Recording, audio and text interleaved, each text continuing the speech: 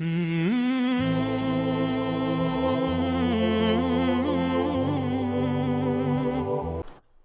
الله الرحمن الرحيم والصلاة والسلام على رسوله الكريم وعلى آله وصحبه أجمعين أما بعد داعی اور مدعو میں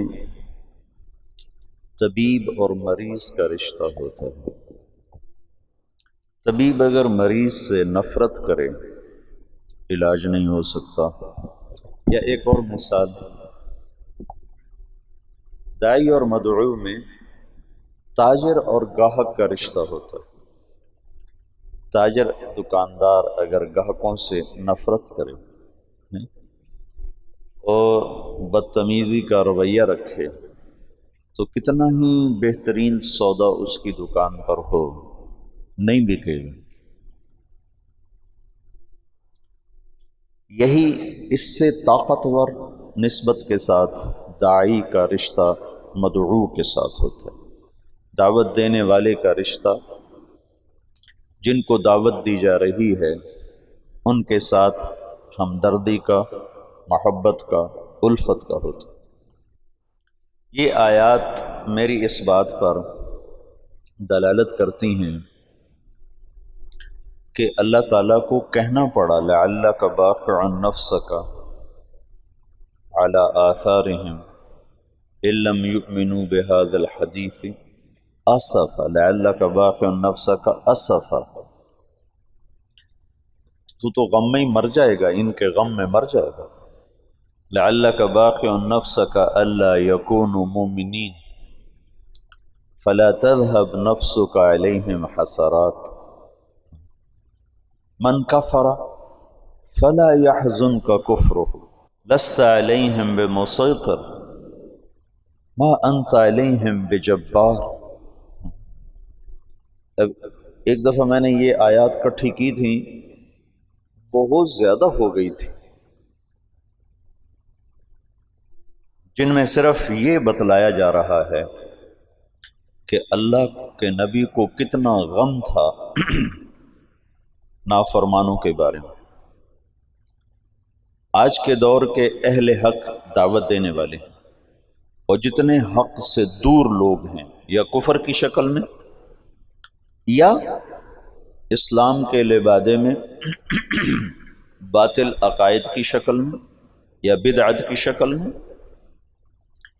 یا مذہبی آزادی جس کو غیر مقلدیت کہتے ہیں اس کی شکل میں، اکابر کی گستاخی کی شکل میں، یا صحیح العقیدہ ہو کر شراب، زنا، گانا بجانا، ظلم، ستم، یہ جتنی شکلیں ہیں یہ ساری کی ساری قابل رحم ہیں۔ یہ مدعو ہیں، آپ داعی ہیں۔ آج اہل حق ان سے نفرت کرتے ہیں۔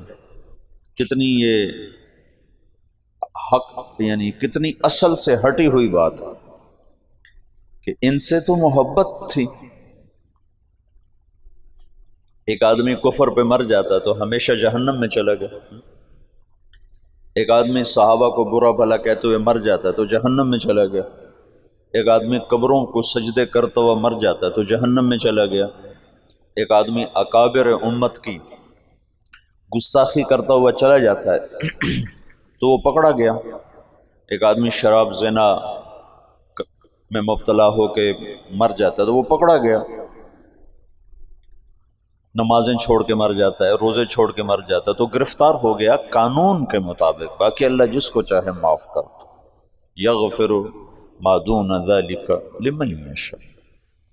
اچھا، یہ جو اس طرح مر رہے ہیں، یہ مرتے ہی کتنے خوفناک انجام کا شکار۔ میرا تایا کا بیٹا تھا، جیسے ذمہ داروں کی زندگی ہوتی ہے ویسے اس کی زندگی تھی، جوانی میں مر گیا۔ میں نے خواب میں دیکھا، خواب میں میت جو کہتا ہے صحیح کہتا ہے۔ میں نے کہا کیا حال ہے؟ کہنے لگا آگ کے تندور میں پڑا ہوا ہوں، آگ کے تندور میں پڑا ہوا۔ ساری زندگی اس کی غفلت میں گزری، ظلم و ستم نہیں تھا، بہت ہمدرد، بہت رحم دل، غریب پرور، رعایا پرور، بس ذاتی کمیاں بے شمار بہت زیادہ تھی۔ فرائض میں بے انتہا غفلت اور شہوات میں استطالہ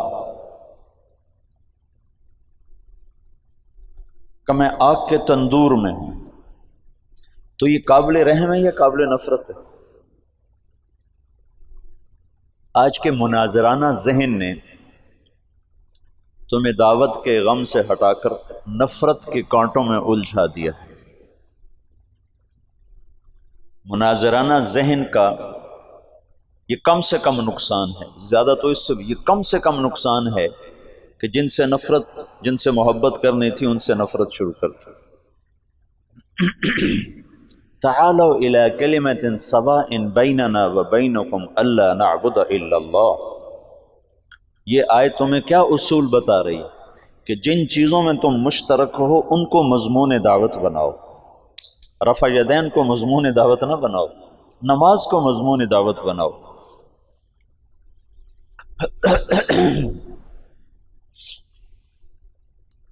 اور ان انتم الا بشر مثلنا، تو آگے نبی کہہ رہے ہیں ان نحن الا بشر مثلکم، کہ ٹکراؤ کی بات نہ کرو، جس چیز کو وہ مانتے ہیں تم اس کی بات کرو، وہاں سے اگلی بات تک تو تم پہنچ جاؤ گے، پہلے موقع پر ہی ان کی ٹھکرا دو تو تم نے ان کو اپنے سے دور کر دیا، متنفر کر دیا۔ داعی اور مدعو جتنے کفر ہیں کی شکلیں ہیں، جتنی باطل کی شکلیں ہیں، جتنے غلط عقائد کی شکلیں ہیں، جتنی ہوا نفس پرستی کی شکلیں ہیں، یہ سب وہ لوگ ہیں جنہیں تم نے دعوت دینی ہے۔ یہ مدعو، تم داعی، اور تم ان سے نفرت کرنے لگ جاؤ اور ان کو غلط کہنے پہ تل جاؤ۔ غلط کہنا وقت کی ضرورت ہے یا انہیں گمراہی سے نکالنا وقت کی ضرورت ہے؟ تم غلط ہو، تم غلط ہو، تم غلط ہو، تم شرابی ہو، تم شرابی ہو، اسے نہیں پتا میں شرابی ہوں۔ تم سود خور ہو، تم سود خور ہو، اسے معلوم نہیں میں سود خور ہوں، میں سود کھاتا ہوں۔ جھوٹے پر اللہ کی لعنت، سود کھانے والے پر اللہ کی لعنت، اور اس کو سنا رہے ہو تو تمہارے قریب کیسے آئے گا؟ اور نبی کا مضمون کیا ہے؟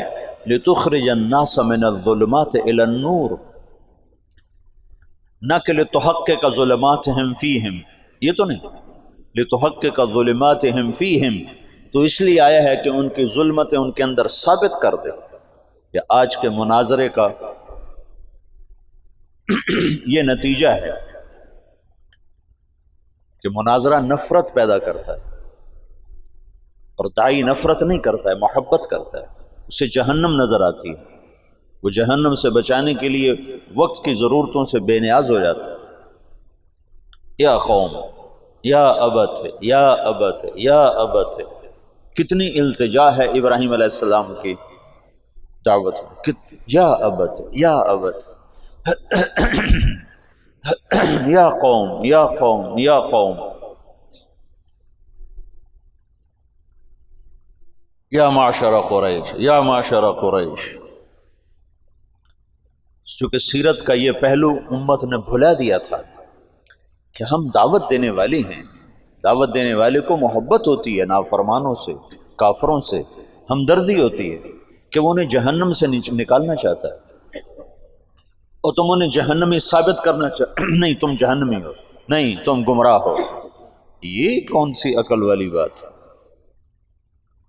معترض کا جواب نہیں ہوتا، میں نے رات بھی بتایا تھا، سائل کا جواب ہوتا۔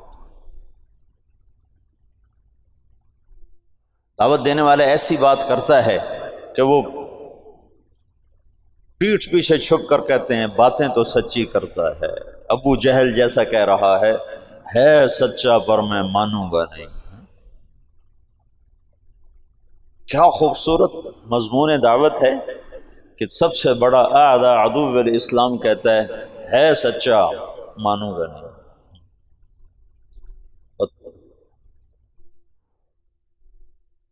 محکم بن طفیل مسلمہ کذاب کا سالار کہنے لگا واللہ انک لکذاب، مسلمہ سے کہنے لگا واللہ انک لکذاب ولیکن کذاب ربیع احب الی من صدوق مضر. جادو وہ ہوتا ہے جو سر چڑھ کے بولے. مناظرے کی زبان توہین کی ہے، اہانت کی ہے، تذلیل کی ہے، تحقیر کی ہے، استخفاف کی ہے، اور اس میں سے ایک چیز بھی دعوت کے ساتھ نہ جوڑ کھاتی ہے نہ اسلام کے ساتھ جوڑ کھاتی. دعوت دینے والے کے اندر محبت ہوتی ہے، ہمدردی ہوتی کہ یہ جہنم سے بچے. حج سے ہم منا سے واپس آ رہے تھے. منا سے 1999 کا میرا پہلا حج تھا. تو اس وقت کنکریاں جہاں مارتے تھے نا، پل کے ساتھ اترتے ہی نائی کھڑے ہوتے تھے، سر کے بال، کوئی داڑھی شیو کراتا تھا، کوئی سر کے بال مڑاتے ہیں، کوئی ویسے داڑھی ٹھیک کراتا. تو میں آگے تھا، میرے پیچھے میرے 3-4 ساتھی تھے پشاور کے، اکٹھے تھے. تو جب جو نیچے اترے ہیں تو ایک نوجوان سیالکوٹ کا، بعد میں تعارف ہوا سیالکوٹ کا، وہ سر کے بال اس کے صاف ہو گئے تھے اور داڑھی شیو کرانے لگا تھا. داڑھی تو یہاں نائی نے صابن لگایا تھا. وہ ایک نوجوان تھا راشد، بہت بڑا تاجر، کروڑوں پتی، جوانی میں تبلیغ میں لگا. اس نے جب دیکھا تو ایک دم جا کے اس کے پاؤں میں گر گیا، اس کے پاؤں پکڑ کے رونے لگا، کہنے لگا ابھی تیرے سارے گناہ معاف ہو چکے ہیں، یہ دوبارہ فوراً گناہ نہ کر، تیرے سارے معاف ہو چکے ہیں. جب آدمی عرفہ سے واپس لوٹتا ہے تو سارے معاف ہو گئے، تو کہا تیرے سارے معاف ہو گئے، دوبارہ اپنے کافی کو کالا نہ کر. وہ ایسا رویا کہ وہ نوجوان خود رونے لگا. تو اس نے وہ تولیہ جو یہاں رکھا ہوا تھا نا، اس نے اس سے اپنا سارا صابن صاف کر دیا اور نائی سے کہنے لگا میرا خط بنا دو، آج کے بعد میری توبہ، میں داڑھی نہیں منڈاؤں. یہ داعی ہوتا ہے. تم بے وقوف مناظرانہ ذہن رکھتے ہو کہ ہم نے نیچا دکھانا ہے. نیچا دکھانا بھی کوئی حق ہے؟ اوروں کو عزت دینا سیکھو، پھر وہ تمہارے سامنے گر جائیں گے، خود ہی گر جائیں گے.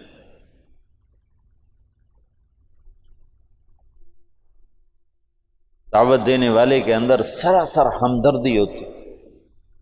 یہ جو کیا کریں، طرز تعلیم ایسا ہے کہ طبیعت مناظرانہ بن جاتی ہے، حسن اخلاق. میں تو کھپتا رہتا ہوں کہ تمہیں یہ پہلو تمہارے سامنے لانے کی کوشش کرتا رہتا ہوں.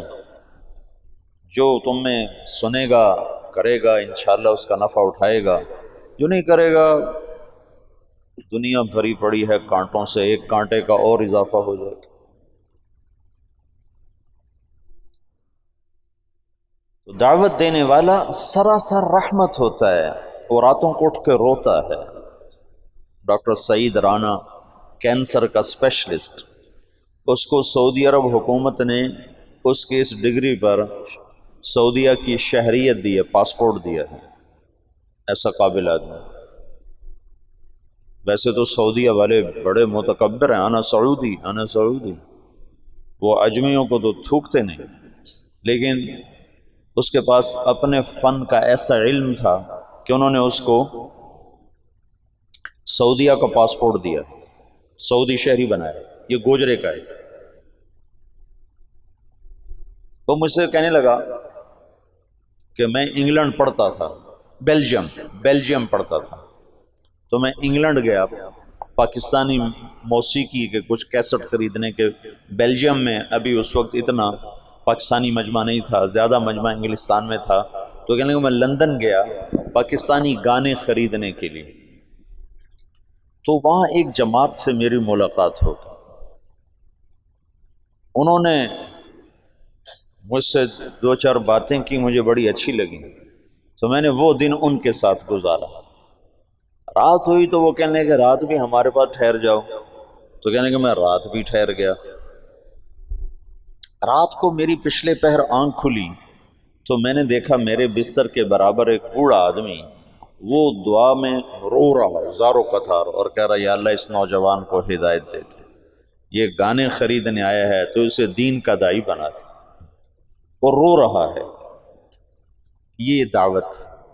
تو وہ ڈاکٹر سعید رانا کہنے لگا بس اس کے آنسوں نے نا مجھے پگھلا دیا، اور مجھے یہ خیال آیا کہ ایسے تو شاید میری ماں بھی نہ روتی ہو میرے لیے جیسے یہ میرے لیے رو رہا ہے، یہ کیوں رو رہا ہے؟ اور اس کے رونے پر میں نے وہیں توبہ کی، اور بجائے گانے خریدنے کے ان کے ساتھ میں نے 10 دن لگائے۔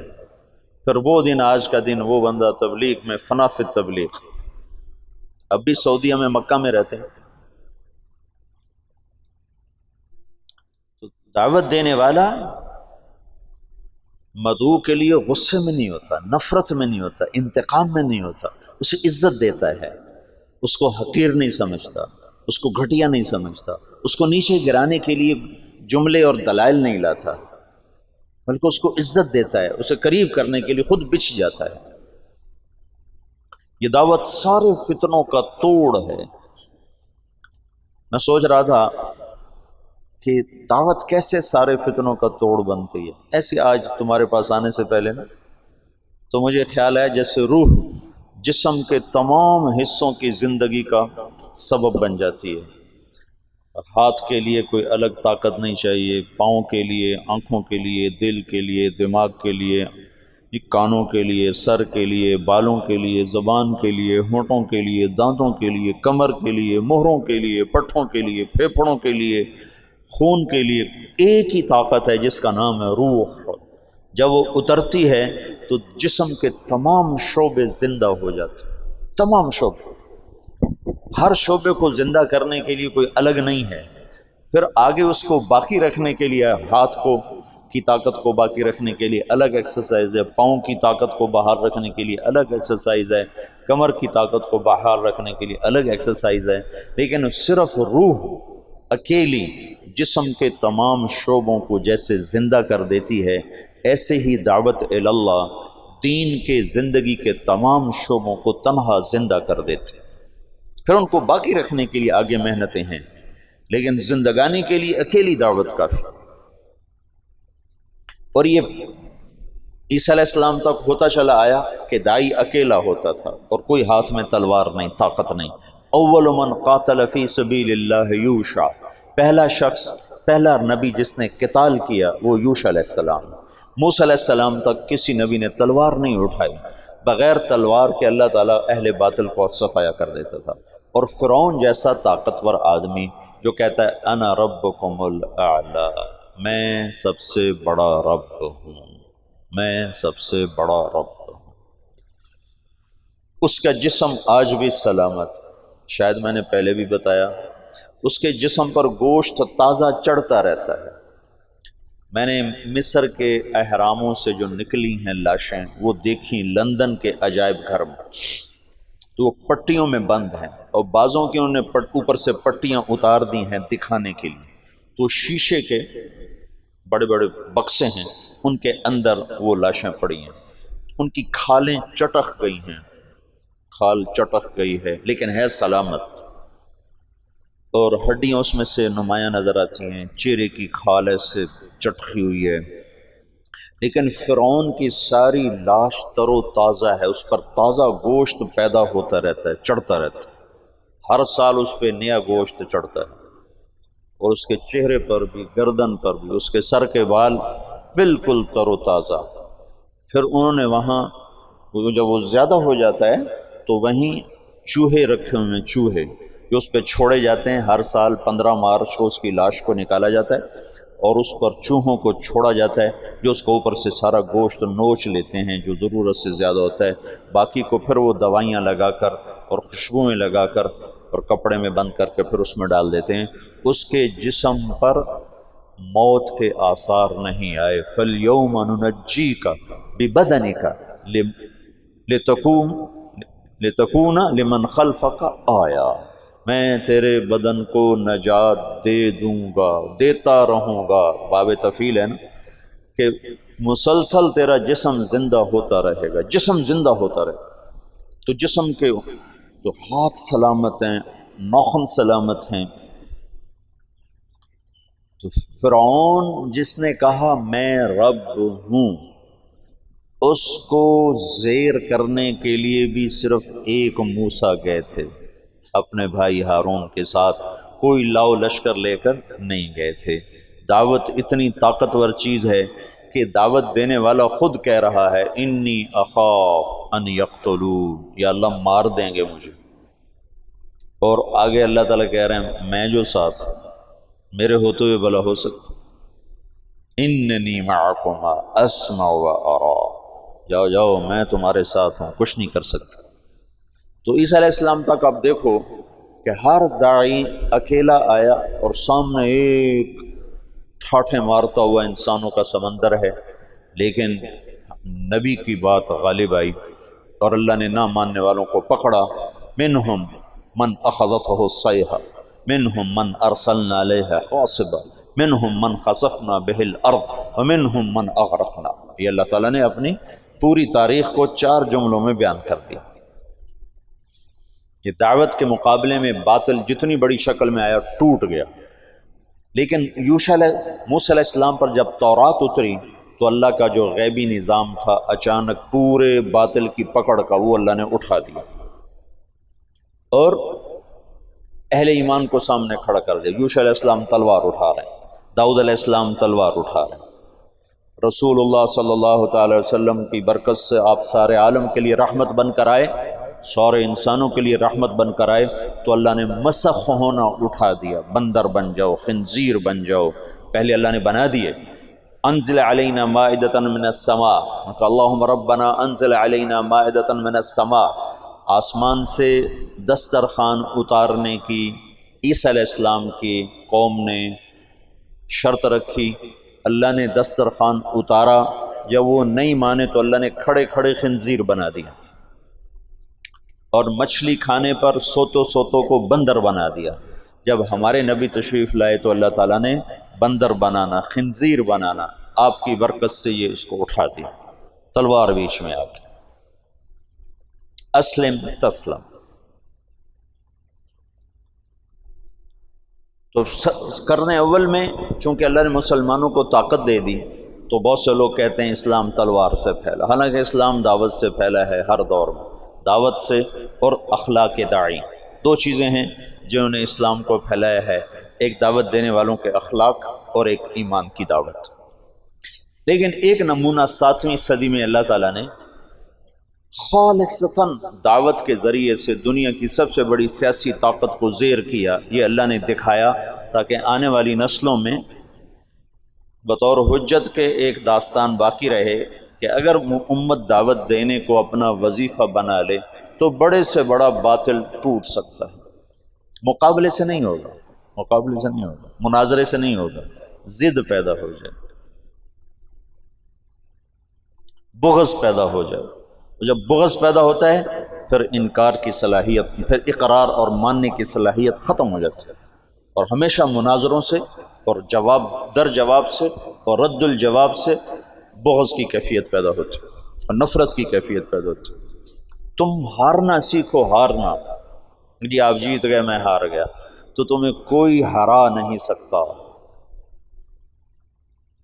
مولانا جمشید صاحب ہمیں فرمایا کرتے تھے جو ہارا سو جیتا، جو ہارا سو جیتا۔ اسی سلطنت کو زوال آ گیا 232 ہجری میں، 100 سال بڑی طاقتور حکومت، متوکل کو اس کے بیٹے منتصر نے قتل کر دیا، پہلا قتل بیٹے کے ہاتھوں باپ کا حکومت کے لیے عباسی دور میں ہوا ہے کہ منتصر نے ترکوں سے مل کر اپنے باپ متوکل کو، اس متوکل کی عمر صرف 42 برس تھی جب اس نے کچھ 14 برس حکومت کی تھی، اس کے بعد بنو عباس کی ہیبت ہمیشہ کے لیے اٹھ گئی، اور 232 سے 334 تک ترک کھیلے بنو عباس، خلفاء کو تخت سے گھسیٹ کر نیچے پھینک دیتے تھے اور گھسیٹتے ہوئے باہر صحن میں دھوپ میں کھڑا کر دیتے، کسی کی آنکھیں نکال دیتے، کسی کو زندہ کو تہ خانے میں بند کر کے اندر ہی سسکا کے مار دیتے تھے۔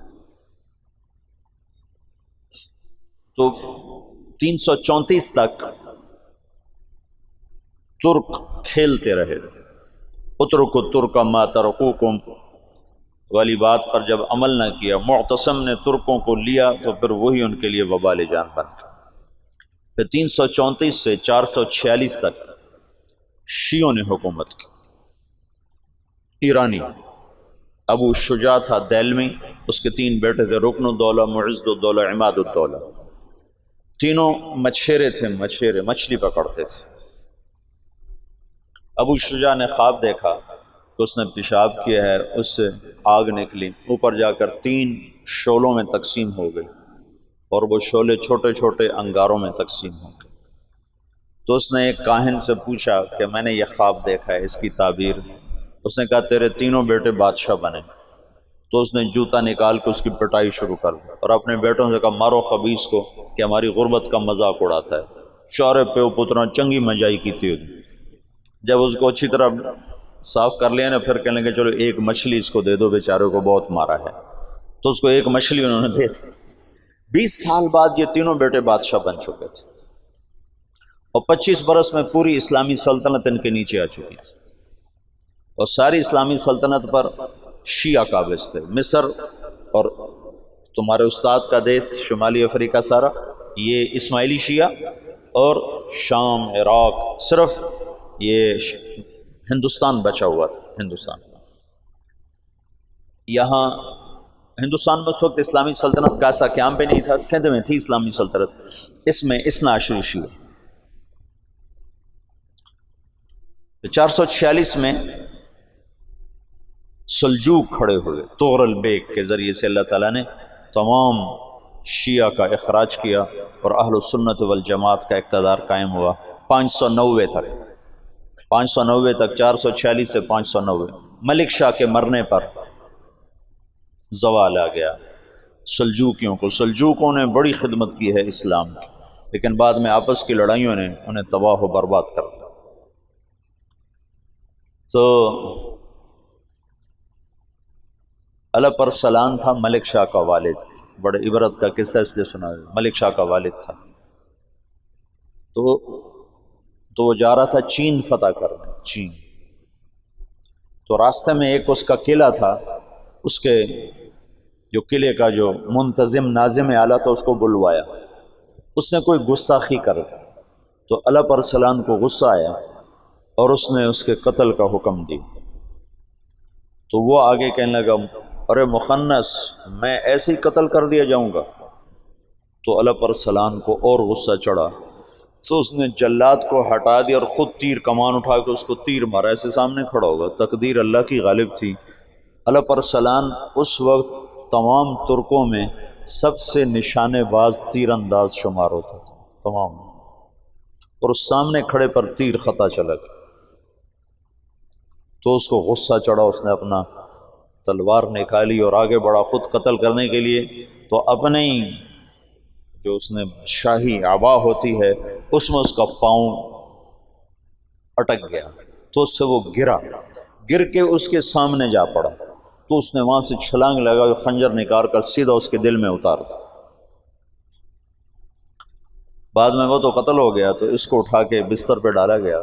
تو اس نے وصیت کی کہ میرے بعد میرا بیٹا ملک شاہ بادشاہ ہوگا، اور نظام الملک اس کا وزیر ہوگا، اور اس کی ساری تدبیر وہ دیکھے گا جب تک یہ بالغ نہیں ہوتا۔ پھر اس نے کہا میں تمہیں آج ایک بات بتاتا ہوں، میں ایک بڑے شیخ کی خدمت میں گیا تھا، میں نے ان سے کہا تھا مجھے کچھ نصیحت کرو، تو انہوں نے مجھے فرمایا تھا کبھی بھی عجب میں مبتلا نہ ہو، اور کبھی دشمن کو کمزور نہ سمجھنا۔ کہ یہ 2 باتیں مجھے کہی، دشمن کو کمزور نہ سمجھنا، عجب میں مبتلا نہ ہو۔ کہ کل شام کو میں ٹیلے پر کھڑا ہوا، اپنے لشکر کو دیکھ رہا تھا، تو میری جی میں آ رہا تھا پوری دنیا میں مجھ سے بڑا بادشاہ کوئی اور یہ بات ٹھیک تھی، فعلاً ٹھیک تھی، پوری دنیا میں مجھ سے بڑا بادشاہ کوئی۔ اللہ تعالیٰ نے مجھے دکھایا کہ تجھ سے بڑا اللہ ہے، اللہ ہے۔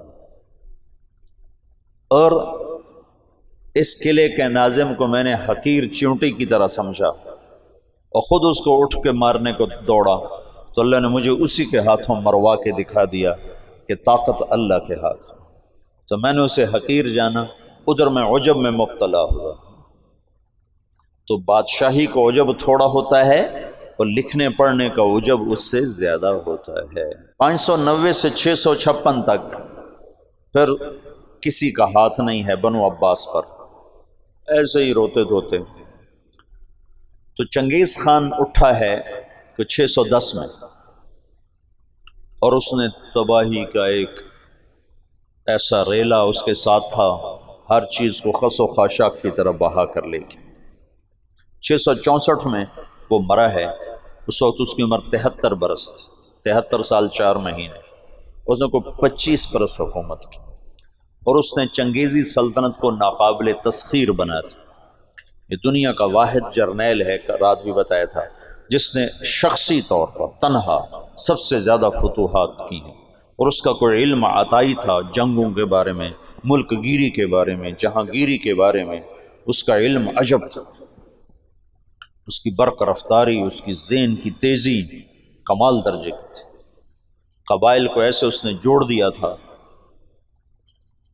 سب ایک جھنڈے تلے مختلف قبائل جمع ہو گئے تھے، اور دنیا کی ناقابل تسخیر طاقت بنے۔ اور قراقرم صحرائے گوبی میں منگولیا کے پاس ایک بڑا شہر اس نے بنایا، دارالحکومت، جو ساری دنیا کا سب سے بڑا دارالحکومت، اور ان کا بڑا نشانہ مسلمان تھے، مسلمان، کہ مسلمانوں سے زیادتی ہوئی تھی، جس کے بدلے میں چنگیز خان نے ان پر حملہ کیا تھا۔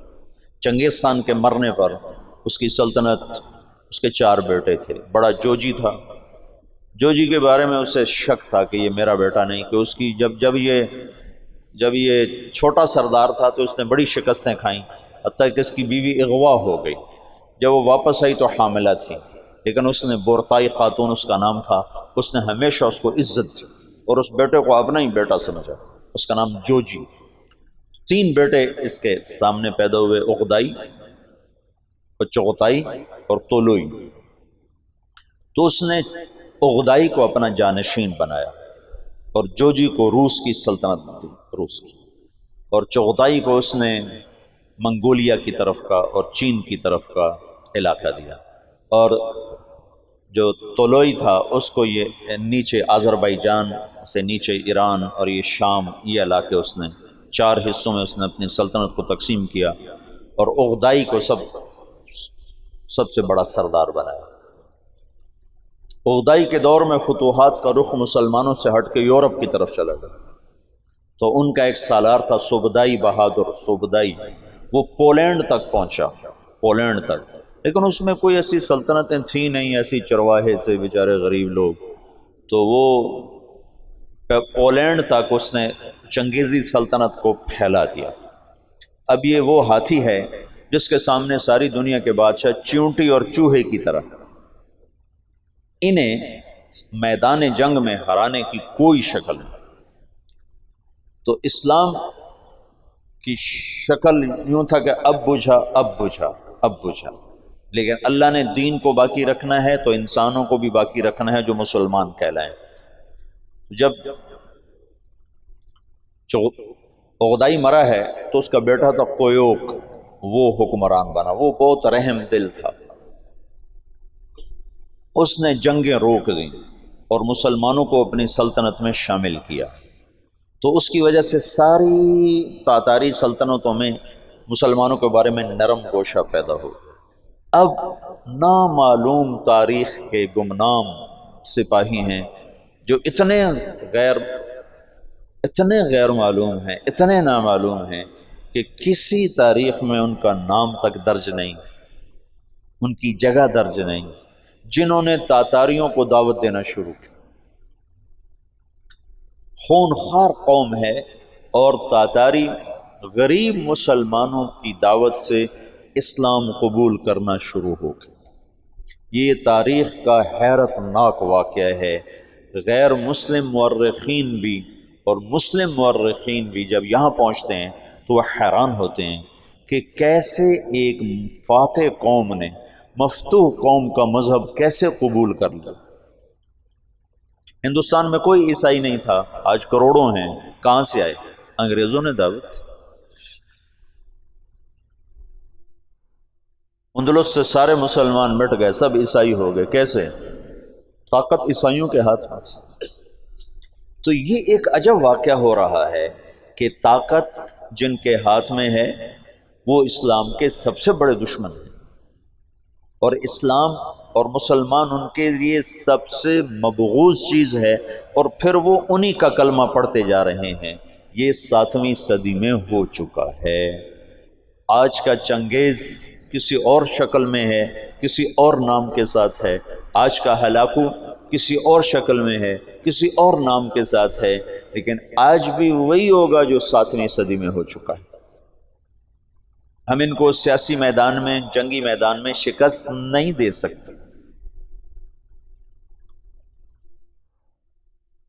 تو وہ سائنس ٹیکنالوجی میں وہاں پہنچ چکے ہیں جہاں ہم اور جنم لے کر بھی نہیں پہنچ سکتے، لیکن ایک راستہ ہمارے پاس پڑا ہے، ہم ان کو دعوت دیں۔ اس وقت فرانس میں اوسط 5 سے 6 گورے روزانہ مسلمان ہو رہے ہیں، اوسطاً 5 سے 6 گورے روزانہ مسلمان، اور فرانس یورپ میں سب سے زیادہ اسلام قبول کرنے والا ملک بن چکا ہے، اور اس کے بعد اٹلی سب سے زیادہ تیزی کے ساتھ اسلام میں آ رہا ہے، وہ پوری دنیا میں امریکہ میں سب سے زیادہ اسلام پھیل رہا ہے۔ دعوت ایسی چیز ہے جو چیونٹی سے ہاتھی کو مروا دیتی۔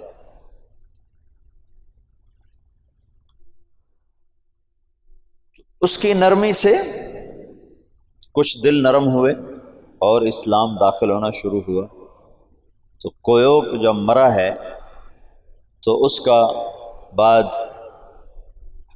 طولوئی کے 4 بیٹے تھے، ایک قبلائی خان، ایک منگو خان، ایک بوکا خان اور ایک ہلاکو خان۔ تو اس وقت جوجی کا بیٹا ایباقا وہ سب سے بڑا سردار تھا تاتاریوں میں، تو انہوں نے مشورہ کیا کہ اب ہم کس کو اپنا خاقان بنائیں، تو ایباقا نے منگو خان کے بارے میں کہا کہ اس کو اپنا خاقان بناؤ۔ منگو اسلام دشمن تھا، اس کے دور میں بغداد تباہ ہوا ہے۔ جب بغداد پہ حملے کا لشکر نکلا ہے تو یہ جو مسلمان دائی تھے یہ جوجی کی نسل میں اپنا کام دکھا چکے تھے، اور جوجی کا پوتا برکا خان مسلمان ہو گیا۔ ان کی دعوت پر ایک وزیر مسلمان ہوا، وزیر کو جب موقع ملتا برکا خان کو اسلام کے فضائل سناتا، اس کو باتیں بڑی اچھی لگتی، پھر وہ پوچھتا تمہیں یہ باتیں کون بتاتا ہے، تو پھر وہ بڑے مناسب طریقے سے کہتا کہ یہ مسلمانوں کا دین ہے، یہ مسلمان بتاتے ہیں۔ پھر اس نے کہا مجھے مسلمانوں کا کوئی وفد ملاؤ، پھر ایک وفد اس سے ملا، انہوں نے اسلام کی دعوت دی، اسلام کے بنیادی اصول بتائے، تو برکا خان مسلمان ہوا۔ روس آج بھی دنیا کی سب سے بڑی سلطنت ہے، اس وقت بھی روس بہت بڑی سلطنت تھا، تو جتنا روسی مغل تھا اور چنگیزی تھا وہ برکا خان کی برکت سے سارے کا سارا مسلمان ہو گیا، کوئی تلوار نہیں۔ ہلاکو جس نے بغداد کو تہ تیغ کر کے رکھ دیا، 15 لاکھ آدمی ذبح کرتا، 658 میں پھر اس نے مصر پہ چڑھے، اس دوران حلب، شام، دمشق اس نے اینٹ سے اینٹ بجا دیا، پھر 658 میں وہ دمشق مصر کی طرف حملہ آور ہوا۔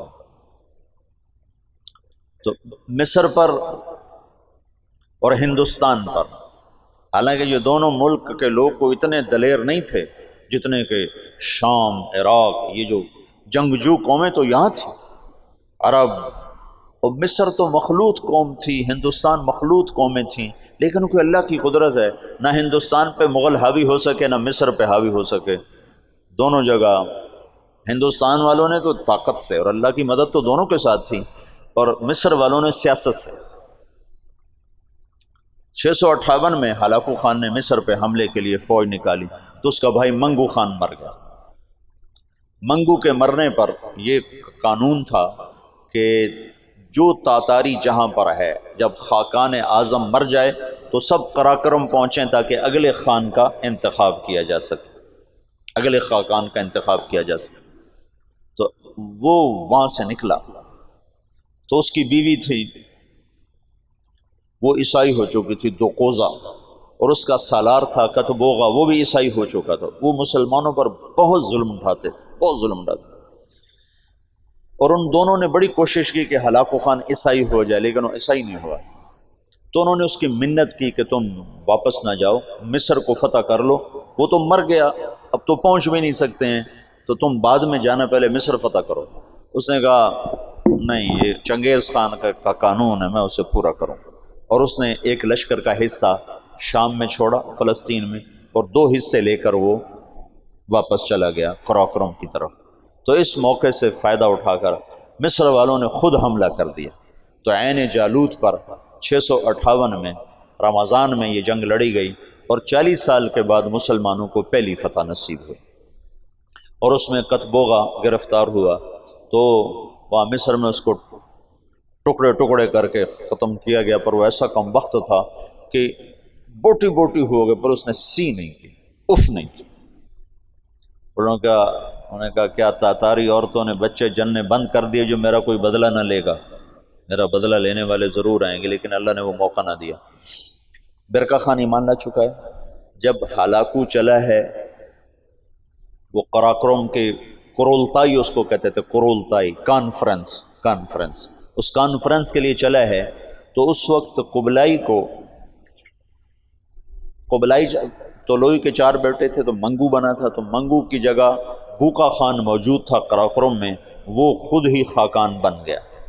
تو قبلائی کو پتہ چلا، تو وہ پھر فوج لے کر آیا، اور اس نے اپنے بھائی کے ساتھ پہلی دفعہ تاتاری آپس میں لڑنا شروع ہوئے، اور ان کی ہیبت میں کمی آئی، اور قبلائی خان نے بوقا کو شکست دی اور قراقرم پہ قبضہ کیا۔ پھر ان بھائیوں میں آپس میں بہت لڑائیاں ہوتی رہیں تخت کے لیے۔ آخر میں قبلائی خان غالب آیا، اور اس نے اپنے بھائی کو قید کر لیا، پھر قید میں وہ مر گیا بوقا، اور اس نے قراقرم کی بجائے چین کو اپنا دارالحکومت بنایا، چین فتح کیا اور چین کو اپنا دارالسلطنت بنایا۔ جب ان جنگوں سے فارغ ہوئے تو ہلاکو خان نے حملہ کیا مصر پر، تو برقع خان کو خط لکھا رکن الدین بیبرس نے کہ تم ہماری مدد کرو، تم بھی مسلمان ہو، ہم بھی مسلمان ہو۔ تو پھر برقع خان نے ہلاکو کو خط لکھا کہ تم مسلمانوں پہ حملہ نہ کرو، ورنہ میں تم پہ حملہ کروں گا۔ تو ہلاکو نے اسے خط لکھا کہ تم نے چنگیز کا قانون نہیں پڑھا کہ تاتاری آپس میں نہیں ٹکرایا کرتے؟ تو اس نے اس کو جواب دیا کہ وہ بھی کافر تھا، تو بھی کافر ہے، تو حملہ کرے گا میں تیرے اوپر حملہ کروں۔ جب وہ مصر پہ حملہ آور ہوا تو برقع خان ہلاکو پہ حملہ آور ہوا، تو اس نے ہلاکو کو شکست دی، اور مصر اس تسلط سے نکل گیا۔ پھر ان دونوں بھائیوں کی، چچا زاد بھائیوں کے آپس میں لڑائیاں ہوئیں، جس میں ہلاکو کو آخر میں شکست ہوئی، اور اس غم سے وہ بھی 42 سال کی عمر میں فالج کے مرض سے مر گیا۔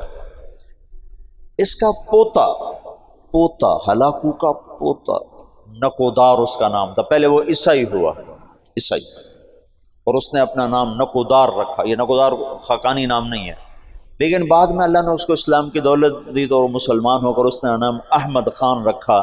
ہلاکو کی نسل میں اسلام داخل ہو گیا، کوئی تلوار نہیں چلی۔ کون گمنام تھے جنہوں نے ان کو دعوت دی؟ تبلیغ کی طاقت بتا رہا ہوں۔ یہ جو جوشیلے لوگ ہیں نا تحریکوں، ایک تبلیغ سے کیا ہوگا، صرف تبلیغ سے کیا ہوگا، نری تبلیغ سے کیا ہوگا، نرے بستر اٹھانے سے کیا ہوگا، یہ بتا رہا ہوں کہ نری تبلیغ سے کیا ہوا۔ 7ویں صدی کے چنگیز کلمہ پڑھ گئے، آج کے چنگیز بھی کلمہ پڑھیں گے، زندہ رہو گے تو دیکھو گے۔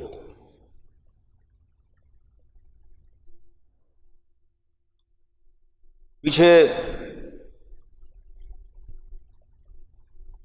صرف ایک نسل قبلائی کی نسل چین نکل گئی، وہ محروم ہوئے اسلام سے، ورنہ باقی ساری نسل چنگیز چغتائی رہ گیا۔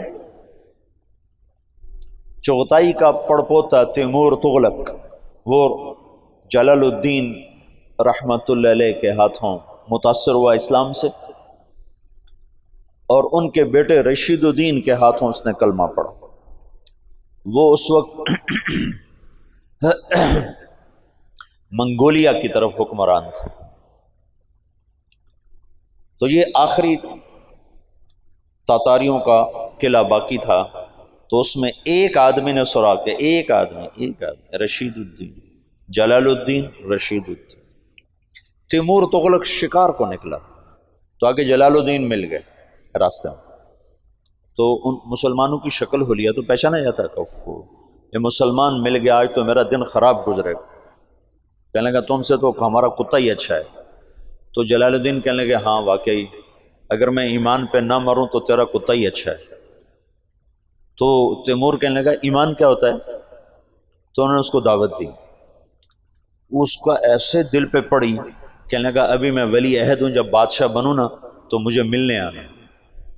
ان کے ولی عہد بادشاہ بننے سے پہلے جلال الدین رحمۃ اللہ علیہ کا انتقال ہو گیا۔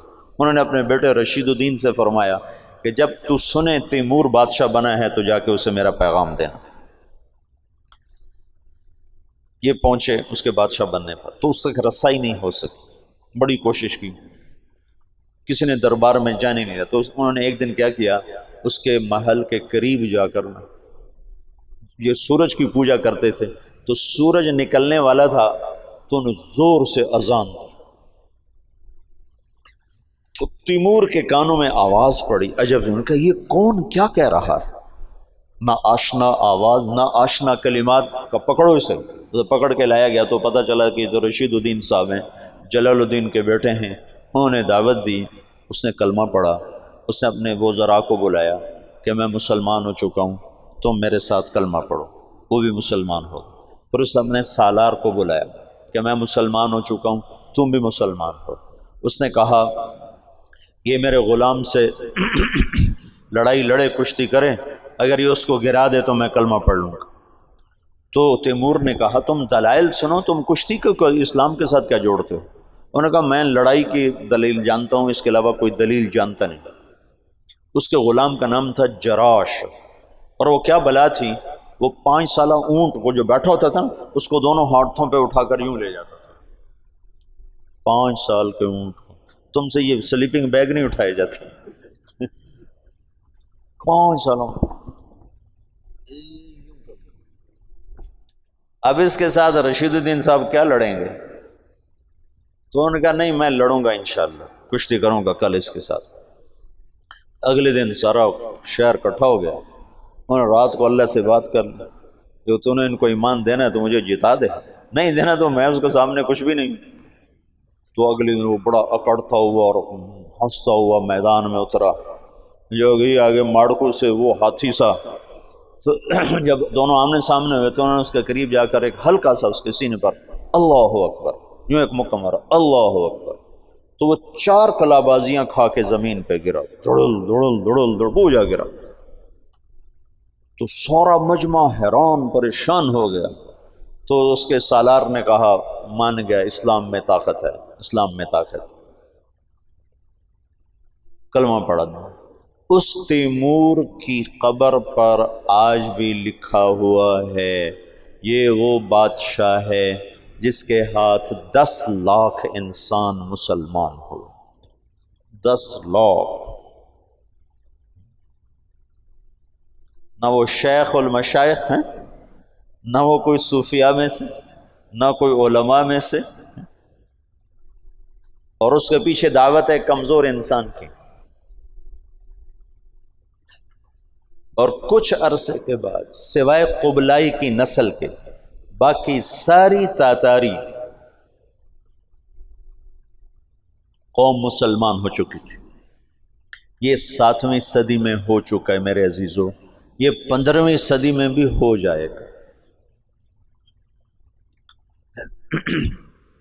یہ دعوت وہ نسخہ ہے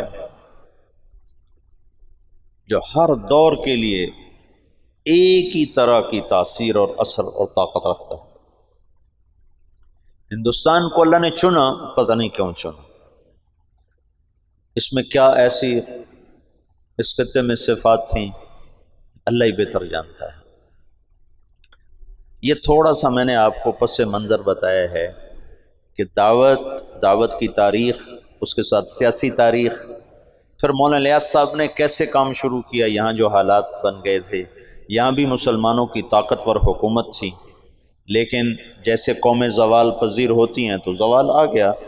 1700 یہ شاہ عالم ثانی کے دور میں وہ الو محمد شاہ رنگیلا، اس کا نام ہی رنگیلا تھا، محمد شاہ رنگیلا، ہنوز دلی دور است، شراب پی کے مست رہتا تھا۔ 24 سال حکومت کی، نکمے لوگ جب سیادت پر آ جائیں تو شیر شاہ سوری نے صرف 6 سال حکومت کی تھی، 6 سال، وہ سارے ہندوستان کو پوری دنیا میں یوں کر دیا تھا۔ اس کا نام تھا فرید خان، نام اصل تھا فرید خان، اور سہسرام بہار میں ایک چھوٹی سی جگہ تھی جہاں یہ پیدا ہوا تھا، اور سپاہی بھرتی ہوا تھا بابر کی فوج میں سپاہی بھرتی ہوا تھا۔ تو ایک دن کھانے پر بیٹھے تھے، بابر بھی بیٹھا تھا، تو سامنے گوشت کا ٹکڑا ذرا دور تھا، تو شیر شاہ سوری نے خنجر نکالا اور اس ٹکڑے کو یوں خنجر پیوست کر کے اس کو یوں اٹھایا اور اٹھا کر اپنے سامنے رکھا۔ تو بابر یہ سارا دیکھ رہا تھا، تو اس نے بعد میں اٹھ کر کہا یہ نوجوان میں مجھے اقتدار کی نظر آ رہی، یہ مجھے خطرہ نظر آ رہا ہے، اس پر نظر رکھی جائے۔ صرف اتنی بات سے اس نے کہا اس پہ نظر رکھی جائے، اور وہ نظر کیا رکھتے، تقدیر اس کے حق میں آ چکی تھی، وہ اللہ تعالیٰ نے اس کو اقتدار دیا، حکومت صرف 6 سال کی حکومت میں اس نے ہندوستان کو پوری دنیا سے یوں اونچا کر دیا، اور یہ کم وقت 24 سال حکمران رہا، اور صبح شراب کا دور چلتا تھا اور شام تک چلتا تھا۔ شاہ عالم کے دور میں تو اس کو غلام قادر روہیلا نے اس کی آنکھیں نکال دی تھی، تو شاہ عالم کے دور میں انگریز لال قلعے میں داخل ہو گئے۔ 1757 میں پلاسی میں نواب سراج الدولہ کو شکست ہوئی، اور 1799 میں جو آخری امید تھی ٹیپو سلطان، اس کو سرنگا پٹم میں شکست ہوئی، میسور۔